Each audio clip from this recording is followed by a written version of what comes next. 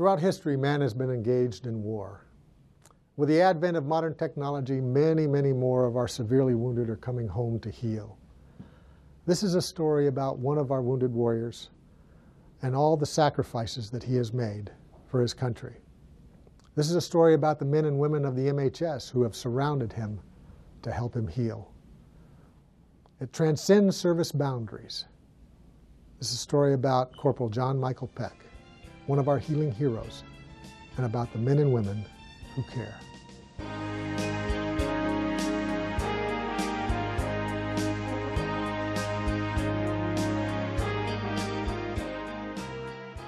I've always wanted to join the military. Family, great history in it. You can tell the difference between a regular civilian who has no military experience whatsoever and even someone that was in the military and that got out. Just the way they talk, the way they can look at you, focus, how they're walking, how they're standing, they stand up straighter, all that. It's just, you have, I don't know how to really say, like, you have so much more respect for yourself and for your country, and it's just the best thing ever. On September the 11th, 2005, Corporal John Michael Peck joined his new family, the United States Marine Corps. His first deployment was to Iraq, where he earned his first Purple Heart for a head injury. I was in the gunner's spot, the guy, you know, with the machine gun. And it was night, we were going back to base, and we ran over an IED, a pressure plate IED. Next thing I know is I'm getting thrown up in the air. We have this mesh lining over the top of the gunner's turret. It's called a sniper hide.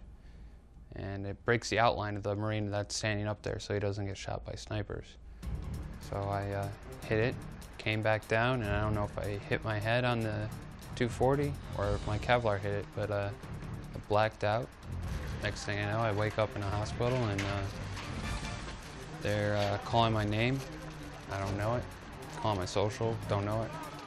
And they found out later on that I had a tear in my frontal lobe of my brain, which controls short-term memory, speech, vestibular, which is your balance, on hearing, of course, but everyone gets their hearing messed up when they get blown up, so it's not that big of a thing anymore. We can get fixed. Warfighters like Corporal Peck have sacrificed much for our nation. They fought the good fight, they've kept the faith, and now it's our turn to keep the faith with them. We do that by making our patients and their families our first priority, not our service traditions. The thing that became very, very obvious early on is that when I was both in Iraq and in Africa in the operational setting, it was that I was not a Navy corpsman. It was that I was an American military healthcare provider.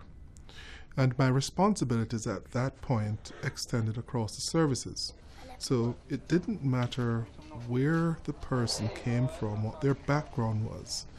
I represented the United States government and its healthcare arm that was deployed to the operational setting. The military health system is a joint team that provides world-class care on the battlefield, throughout the evacuation system, and at treatment facilities across the world. The tremendous advances that we've made in combat casualty care over the past 10 years have only been possible because we've worked as a joint team. The Joint Theater Trauma System, which allows us to provide evidence-based combat casualty care, is just one example. Because we have been at war for 10 years, functioning as joint teams overseas, it makes it easier for us to pick up those joint medical teams now and put them into the new facilities at Walter Reed National Military Medical Center and also at Fort Belvoir Community Hospital. Once the hospital has been outfitted and all of the equipment is in place, then you bring in the staff. They're given a scenario, and that scenario may be to take a patient from being admitted through the ER to CT, over to the ICU, and then maybe even finally into a step-down unit and then discharged. And you run through these scenarios with the staff, and they test each piece of equipment. They talk about the processes that need to be in place, the forms that they need to use, what IT equipment is required, And they run through these scenarios with the facilitator from the transition team, taking notes about, what needs to be fixed, what needs to be corrected. And what the focus is to bring world-class care to the people that we care for. We'll be integrated with the medical school, so we will bring the best minds to care for our warriors. We will provide them world-class technology that will stand right beside the best technology that America has to offer anywhere. And we are going to do the best that we can to heal our warriors and their families. When a healing hero arrives at the new Walter Reed National Military Medical Center or at Fort Belvoir Community Hospital, the concept of care that will be provided in a joint environment will not be something new. Service traditions are important, and our service components will continue to maintain them. Joint Task Force CAPMed is not creating a new joint culture. That already exists. Service providers already work together side by side in Bagram, Balad, on humanitarian operations across the world, here at home in the National Capital Region, in San Antonio, and in Hawaii. Joint Task Force CAPMed will be the first joint medical command with joint MTFs and a truly integrated healthcare delivery system. Coming to Joint Task Force CAPMed, I didn't know what to expect. But when I got here and had the chance to start working with my counterparts in the Army and the Navy, I realized that we were on the cutting edge, very revolutionary healthcare delivery, and we have all come together, and you really see no service differences. Everybody wants to come together to deliver the best care they can to our warriors and the beneficiaries within the region. We have a moral obligation to provide the best possible care and treatment for our warfighters, not only when we send them into harm's way, but also when they return. This has been especially true for Corporal Peck. After healing and recovering from his wounds from Iraq, he re-enlisted and was deployed to Afghanistan as a squad leader. We went inside of a compound. The gate was locked, so I went over the wall. I had my guys, give me a lift, boost me up over the wall. And I went over the wall, came in, unlocked the gate. And at the time, I was trying to protect my guys, so I did the riskiest job ever, which is a minesweeper dude. So I went around, started sweeping the compound, started sweeping around their doors. Metal detector didn't detect anything. My patrol leader turned to me and he said, "Hey, Peck, did you find anything?" Before he could even finish that sentence, I turned and looked at him. I took one more step forward. Next thing I know, this doesn't sound really bad. Next thing I know, is I land on my back. I was flown across the compound, and the next thing I realized, my feet are kicking me in the face. I know it's bad as that sounds, but I have to laugh about it, because I can say I kicked myself in the face for landing on that. Next thing I know is I blacked out.